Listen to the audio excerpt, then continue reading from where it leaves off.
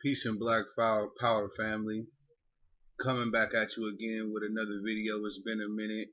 Definitely gonna get back on releasing content on a more frequent basis and using this as a way to segue into some of the other things that the organization has coming down the line. Today, I just want to do a short video on Christmas and some things that we should be cognizant of and consider during these times and just for the future as well. I want to do a disclaimer. I'm not like bashing anybody or anything of that nature. Like to each his own. These are things and stats and data that we just need to consider before we go into a frenzy when it comes to Christmas spending and purchasing. So I'm not shaming anyone or trying to come at anyone in any type of way. I'm just going to lay down my experiences and then some facts and some data. So the whole reason why I'm even doing this video is because as of late, through me having my own business or a small startup type of business and selling different products to people, I've had a lot of people come to me and say, man, I would get even more, or I would get that shea butter and that dashiki too, but I've been spending so much money on Christmas, I gotta go hard for my kids, I gotta go hard for my family, and on that note right there, we can get into one of my talking points, which is why do we consider going hard for our loved ones or for our children by taking out extensive time, effort, and money to go get certain material items, a lot of which are items that are unnecessary. I mean, somebody came by the other day and was telling me they got their kids about 3 or 4 pairs of shoes, a bunch of different outfits, and granted, emoji covers, like that's very unnecessary. But granted, you do need clothing and shoes and things of that nature more often than not. Speaking as blacks as a collective, we go not a little too hard, we go too hard. We really push the limit when it comes to materials and when it comes to being especially flashy and fashionable, which is really backwards, especially when you consider youth because they're always growing up. So of course, I don't necessarily have kids, but just something that would make sense is a limit on how many pairs of shoes they need per year and how many outfits they need, and just keeping it within that limit when we all know the children will grow. So it is, when you think about it long term, unnecessary to get a multitude of items when they're just going to grow out of it. They really should have base items and continually just add to that base as they grow and need bigger sizes. That's what would make sense in my mindset when it comes to spending money on children when it comes to clothes. A lot of kids are going to be getting technology and different iPads and phones and things of that nature. And as I've alluded to before, and I'm going to drop a video on that very soon, regarding D-Wave technology, regarding 5G, regarding basically smart cities and the whole agenda to set up total connection to technology, total synchronism with a form of technology, whether it's your refrigerator, your watch, your dishwasher, your phone, your car. Everything is going to be connected to some type of technological or digital cloud. Okay, and I'm gonna be talking about that. But with that, there is extensive amounts of microwave radiation or artificial radiation. So on that point that I was making about a lot of the tech that kids will be getting, this is mass radiation. How many of us are putting diodes or EMF protection, as I've spoken of in other videos, on these devices? How many of us are using the Shungite crystals and are using the EMF protection necklaces, the EMF protection for the household? How many of us are getting grounded and doing these things? If we are doing this, Amazon, EMF protection, all types of products and things will pop up. Dr. Delvit Blair, all you got to do is do Dr. Delvit Blair official website. He has pocket diodes, EMF protection plates, EMF protection mats for when you're in your car. These are things that we need. But I'm not going to get too sidetracked. But the EMF protection is very important when we're giving our kids iPads and different tablets and phones and all of this. They need this. We need to understand the terms and agreements on the phones, or just look up a simple video or a small core group of articles that will break down the radiation emitted from cell phones. Okay, so that's something that we overlook and we need to think about. On the topic of gift giving and the psychological effects that can play on youth, since we're already speaking about youth, we all know how it feels to have not gotten, well, some different people know. Everybody's experience is different, and I'll speak on my experience here shortly. But basically, depending on the type of lifestyle and the socioeconomic status of your parents, that will pretty much determine your Christmas experience and what you have for Christmas. So we know a lot of our youth and a lot of our children go back to school and they have that sense of feeling lesser than other kids because of what they may have gotten for Christmas or how much they got for Christmas. So this plays a psychological degrading effect, or can make one feel inferior internally based on materials. Okay, so when this happens, now we have another side effect of the holiday or the celebration or the ritual in which we call Christmas in America, where we see children and youth on a high level who do not feel highly about themselves due to the fact that somebody received something better than them or more than them. And this is not just kids who receive nothing. These are kids who receive or experience a decent Christmas. And on that note, I'll speak on my behalf. Experience I had growing up, my grandparents were very big on Christmas. My grandmother more than my grandfather, due to the fact that he does have economic sense and understood the fact that this is really a waste of money. But my grandmother was really into it. Happy wife, happy life. So myself, my older sister, and my younger brother, we experienced Christmas together as a group. And there was a year I remember vividly where my mother's house had got broken into. And it was literally like a few days before Christmas break or the day of Christmas break. Like literally that Friday, knowing you got 2 weeks out of school, came home, my house was broken into. And a lot of this was due to the fact that for the most part, I had nice things. I had the Jordans, the Echo, all of the name brands that were popular within my era, because a lot of things have now died out up into 2017 in regards to fashion popularity. But I had these clothes, I had those things, which was a result of why my house got broken into. But that Christmas, I was expecting my grandmother to go real hard for me. And so, as we say, so I was expecting an abundance of gifts, even more than she would have already have given me, due to the fact that my house had previously gotten broken into. And that year, I'm pretty sure my older sister and my younger brother got more gifts than me. And instead of being appreciative of the gifts that I did receive from my grandmother, I felt some type of way, and I was to an extent upset with the fact that I didn't get as much as I felt like I should have based upon my circumstances. So not only do we see the insecurity with your self-value or feeling lesser of yourself due to not getting as many material gifts as others, especially children in the school system now, which is such a fashion show and me, and look what I got. We know how that environment is from pretty much elementary on up.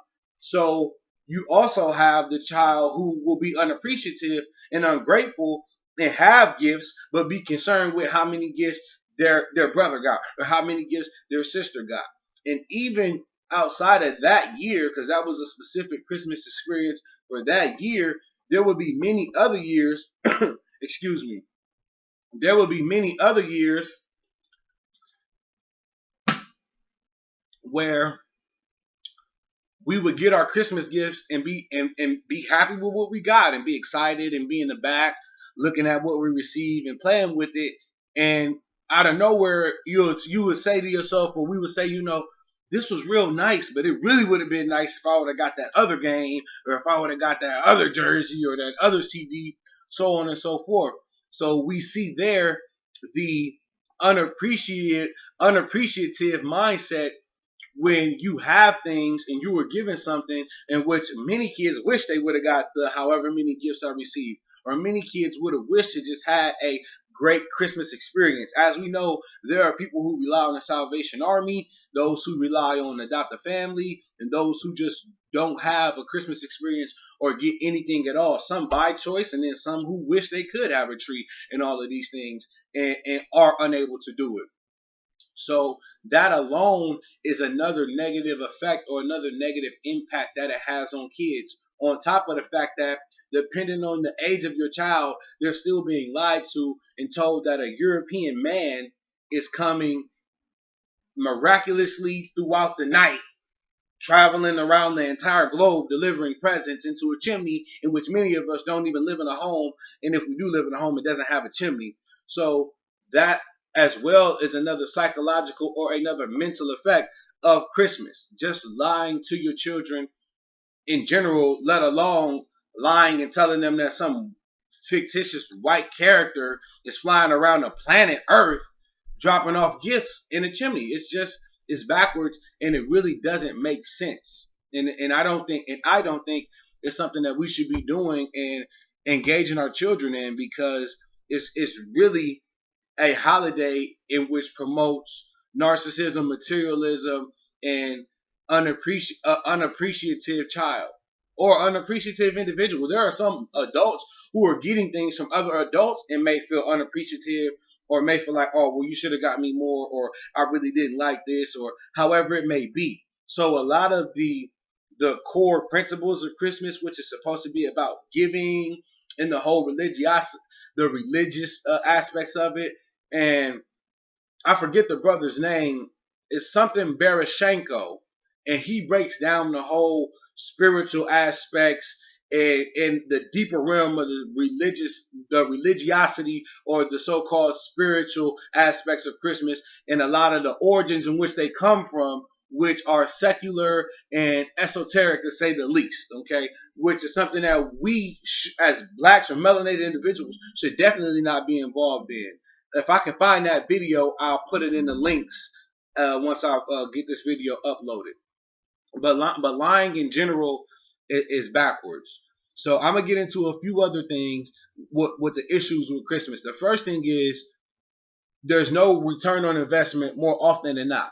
A lot of parents are spending money on things that have no return on investment outside of the psychological stimulation that they'll receive in the enjoyment. So to an extent, you may say my return on investment is the enjoyment or the happiness that my child feels when they get these materials, and when they're told this story that this man or this character came and traveled around the world in 24 hours and delivered all these presents. Okay, but the thing is, in an economic world or a financial world, we need a monetary return on investment when we're spending money, especially considering we are financially and economically deprived and or shout out to Boyce Watkins, castrated. So our economic and financial base is inferior, to say the least.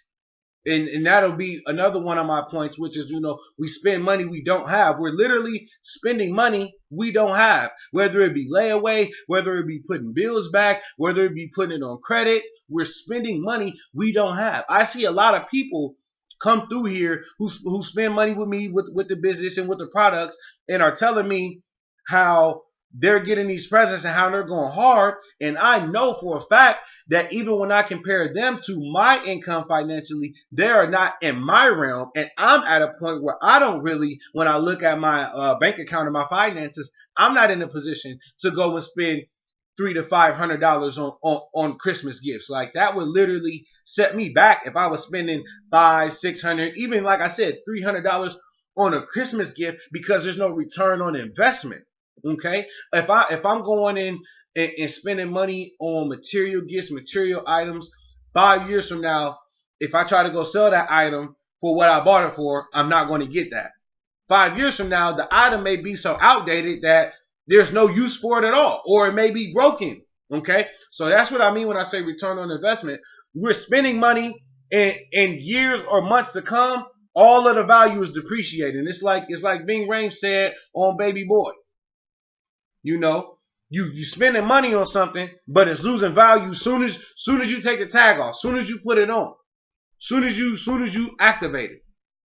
You cannot go get what you spent on it, minimal or more on it in the future. So there's no ROI. There's no return on investment with the things that we're spending our money on for Christmas, which is backwards.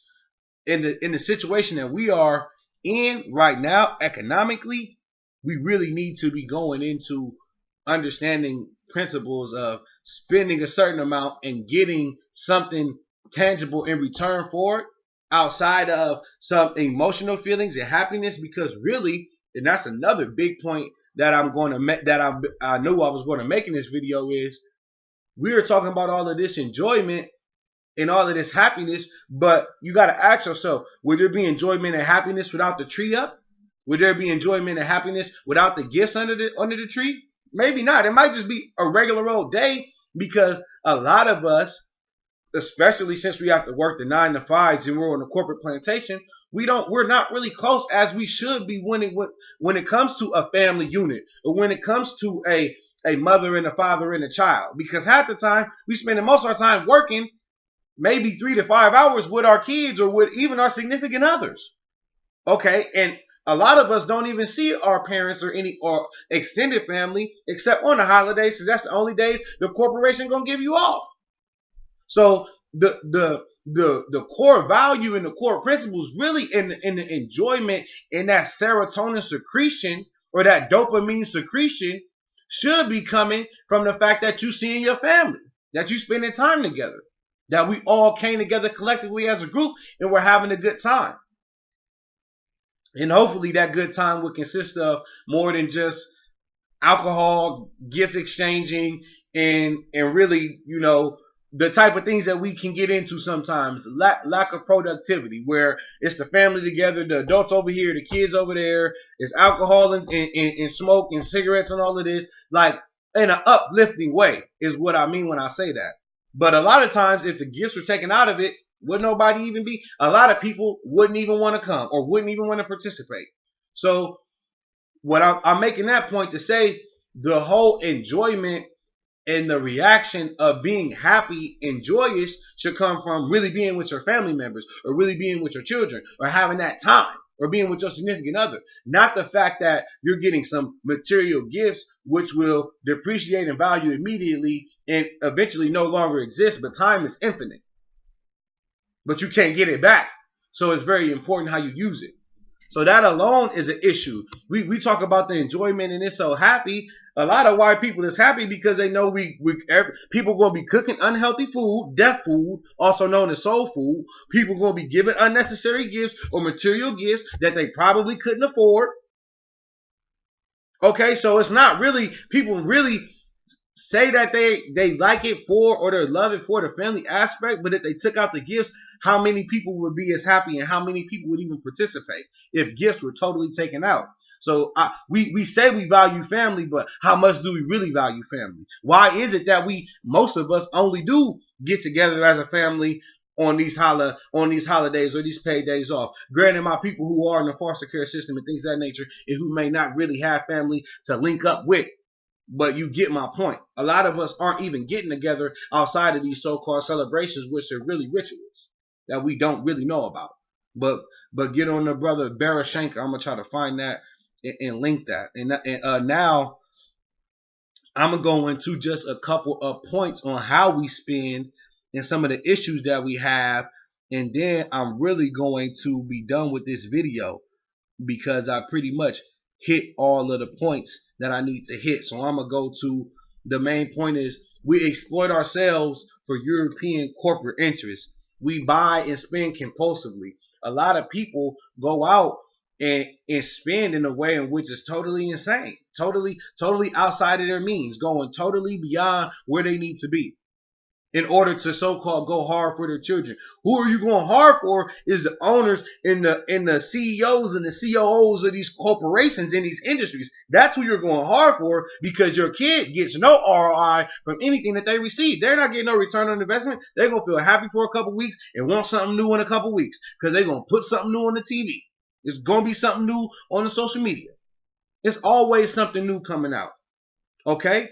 So yeah, your kids will be happy for that moment, but we in a microwave society. So kids always going to want something new.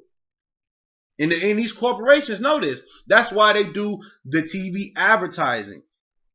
As parents, I'm gonna put the links out for these videos too. And I've already talked about the TV programming. So if you haven't watched that video, please go look at that video, because America is one of the few nations that allows corporations like pharmaceutical industry, corporations in the pharmaceutical industries, toy companies, and things of this nature to advertise on television. They're making advertisements on television, and they have psychologists and individuals who study the mind of children who have done studies that have broken down. All the kids have to do is beg, and eventually the parents will say yes.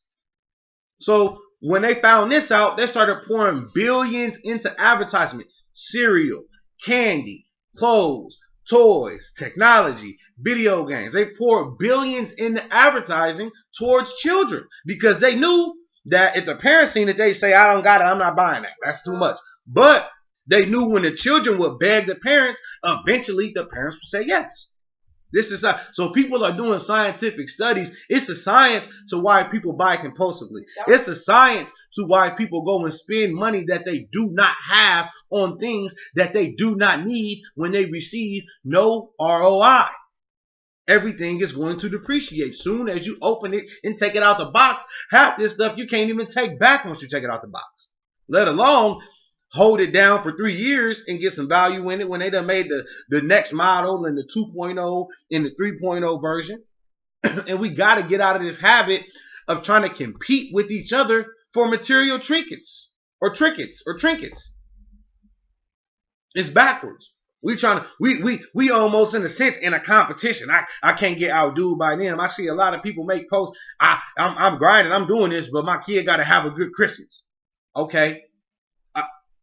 To each his own.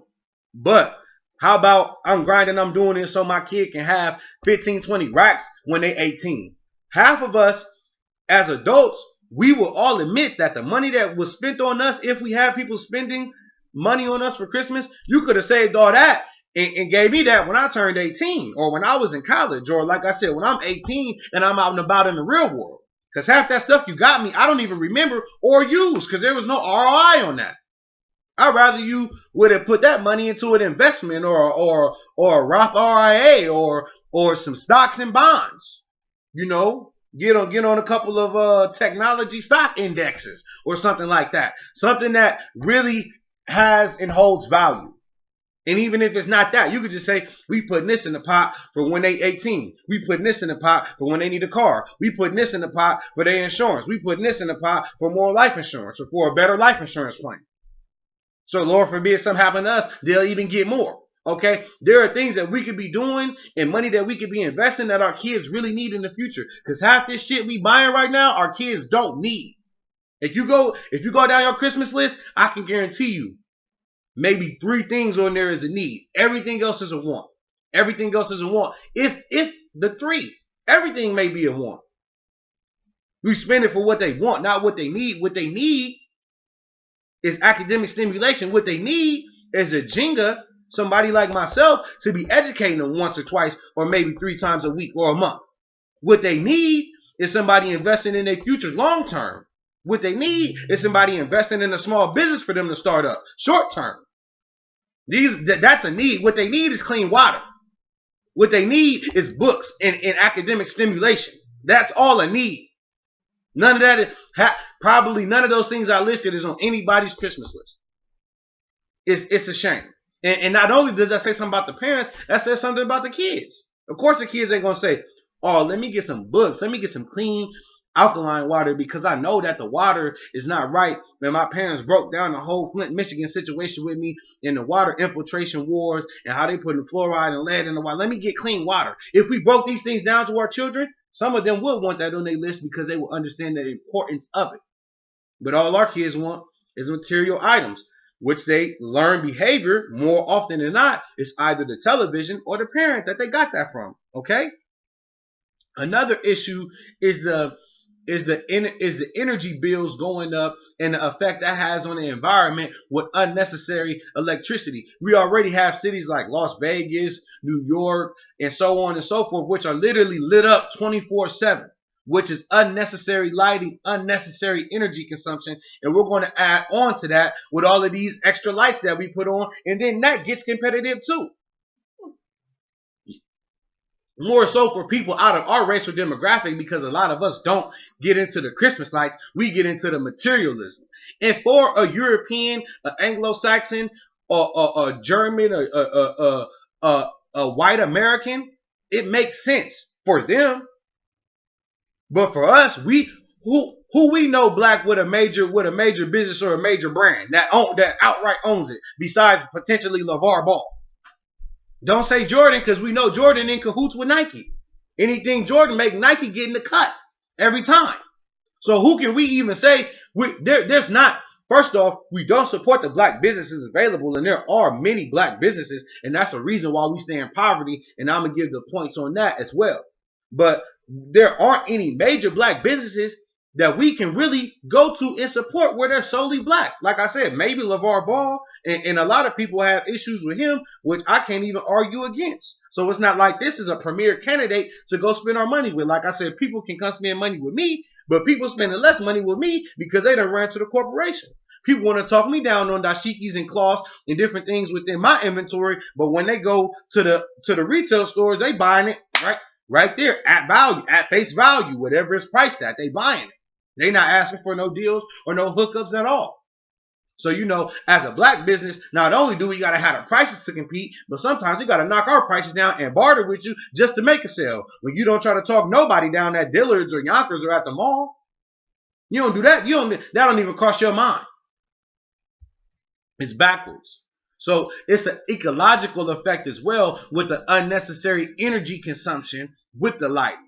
Okay, it's backwards. It's unnecessary, and it's competitive. So now I'm gonna get into some numbers, excuse me, and then I'm gonna be done. This is a list of a few reasons why we are unable to get ourselves out of poverty and why we struggle financially and economically. First off, we spend more than we make. We have to stop doing that. If you don't have a certain amount of money, let's go here. If you can't pay yourself 10% of what you make every check and still cover your bills, then you're spending more than you have. And if you can do that, it really should be 15 to 25%. So if you do got it and you saying, yeah, well, I can do the 10%. Okay, you really should be at 15 to 25% of whatever you make, and then you can cover everything else per check or per annual amount that you get, or however you do it, quarterly, weekly, monthly, however you want to fluctuate it. You should be able to take 10% of that, but really 15 to 25% and pay yourself before you do anything else. Half of us can't even do that. So if you can't do that, you already spending more than you have.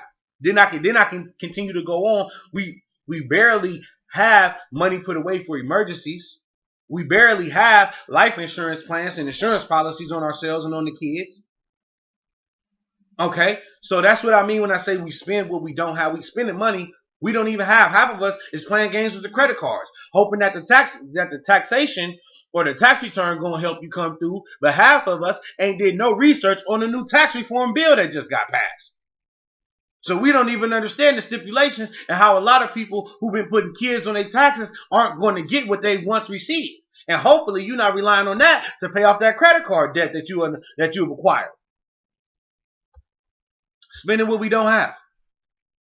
We don't support black business. I just spoke about that. Granted, there are not black businesses out here on a grand scale, like your Forever 21s and the pop-up shops and the places where most people spend their money for Christmas, there are black businesses, especially online, where you can go and support, but yet we don't do it. Like I said, people more willing to spend money elsewhere at corporations in which the person that is going to be getting money, we already know what they look like and who that's going to help. But yet they come here and they want to cut corners and barter with me. Okay? We don't save our money. Like I spoke about earlier, if we save every penny we spent on children, on our loved ones on Christmas for a year or 5 years, think about how much money that would be, especially for the kids. That's a car. That's 15 to 20K on college or whatever, because I'm not one that just promotes college all the way 100% full through, because I know a lot of the issues within the school system. But what I'm saying is potentially on how you go about college, you may be able to get an ROI depending on what you do. But basically, whatever you will want to spend it on, you could save that money and have it built up for something productive. But we know how we get down. We don't like to save. We get it and it's burning a hole in our pockets. It's hot to us. It's hot potato with the money. We get it and just want to put it right back into the pockets of the oppressors, right back into the pockets of the people who have monopolized all industry in the world, who have monopolized all industry in the world. You can't get into any major industry without going through a European or a Caucasian. Worldwide, globally, let alone nationally in America. They got the game in a full Nelson. We don't know how to invest and we don't invest. And really, of course, once you save your money and you have a pot of money, you would want to invest it or find ways to gain knowledge on the stock market, or you could even invest it in yourself, in a small business idea that you have, or a small business idea that your child may have, or any entrepreneurial venture that you may want to take on. So you could even invest it in that way. But we're not saving money, so of course we don't have any money to invest. We're not working to get out of poverty. We're not doing the monetary habits we have built will never get us out of poverty if we do not change them. We won't get out of poverty if we are spending a majority of our money with our oppressor. I got the stat right here. Our money circulates within our community for 6 hours. So that means if you spend some money with somebody within your community who look like you, it's going to be out of our community with somebody who does not look like us within 6 hours. For the dominant society or whites, it takes 17 days. So if they spending money with each other, it's going to take 17 days before it gets to anybody else's hands who's not white, before it gets exchanged with anybody else who is not white, before it goes into any community which is not within the community that makes up where most white people live. 17 days. For us, 6 hours. Okay? That's not even a full day shift. So we have to change our habits. If we don't change these types of habits, it's not going to work. We will not ever get out of poverty.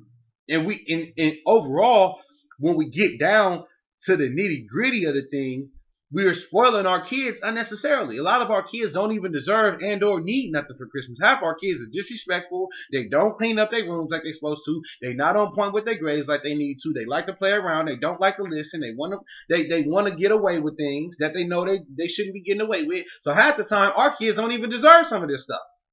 And they just getting it because it's the holidays. It's literally social engineering. It's literally a form of mind control when you think. I've had people come to me literally like, man, I needed to do this. I have to do this. I'm like, you don't need or have to do nothing. What? Who made you think that you had to do that? Why do you think mentally as a grown-up, as a 20 plus, 25 plus year old individual, that you have to spend money on this day?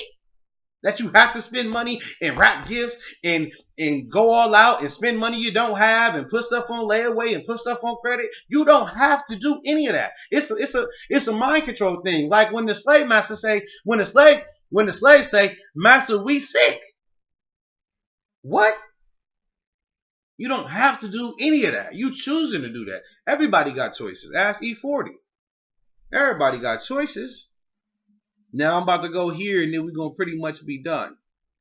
The black parents on average have little to no saving or retirement put away. The numbers on average for black families is 19,000 put away for retirement.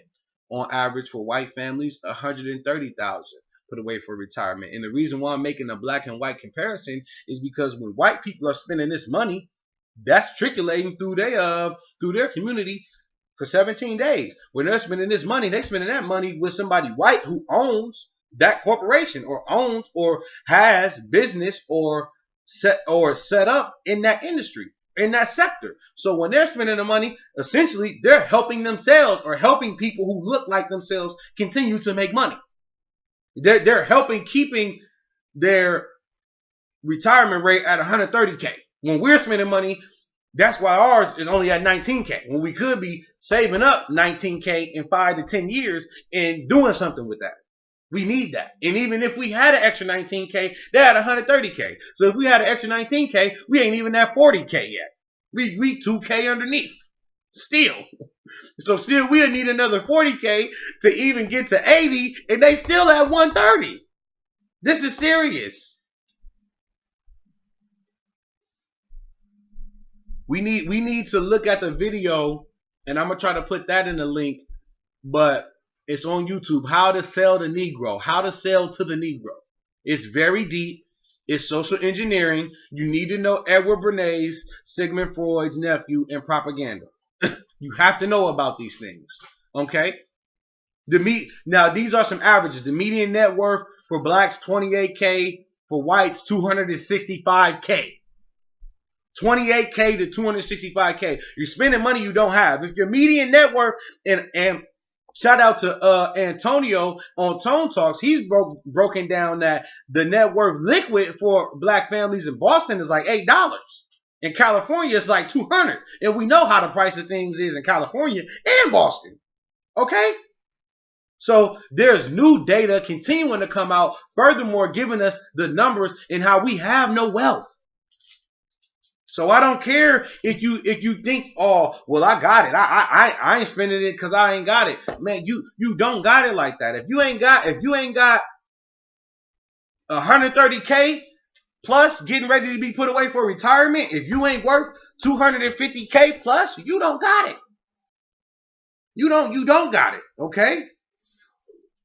Now, these last stats are going to be what we spend our money on as blacks the most, what industries or what fields we spend the money on the most, and a lot of this is highly predictable. Tobacco, annually we spending 3.3 billion. Liquor, 3 billion. Toys and games, 3.5 billion. Phones, 18.6 billion on phones. In gifts, 10 billion. Okay, so we looking at over $30 billion that we are spending on death and unnecessary items with no return on investment.